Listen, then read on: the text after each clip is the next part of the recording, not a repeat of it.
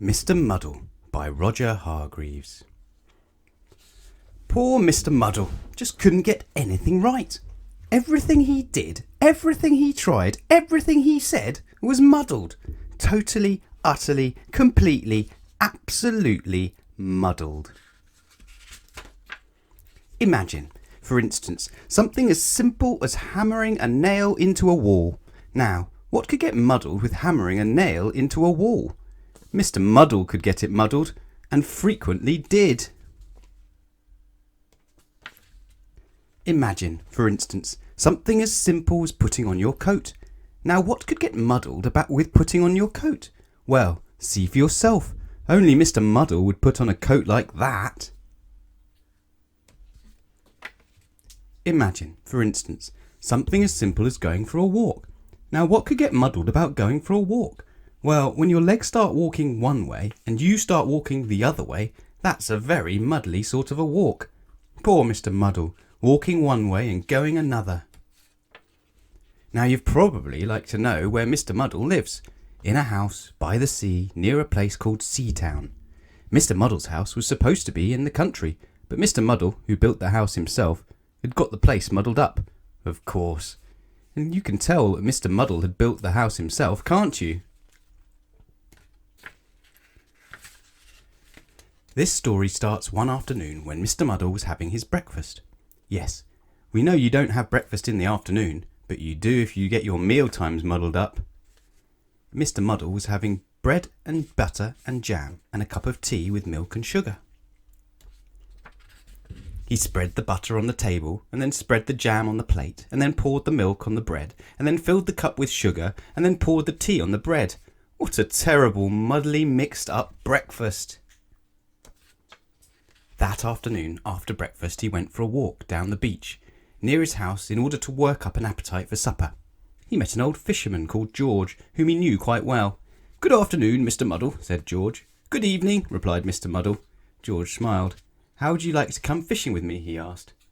"Ooh, no please," replied Mr Muddle eagerly. "Help me push the boat out from the beach," called George. "Righto," said Mr Muddle, and pulled the boat further up onto the beach.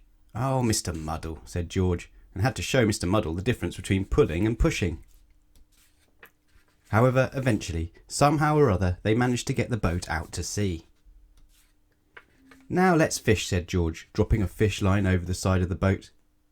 "Righto," said Mr Muddle, and dropped himself over the side of the boat. Splash!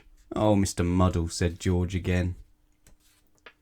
It wasn't any good, and they didn't catch any fish, and so they decided to go home before it became dark. "Help me pull the boat up onto the beach," called George. "Righto," said Mr Muddle, and pushed the boat back into the water. George was just about to say, "Oh, Mr Muddle," again, when he had an idea. He smiled to himself.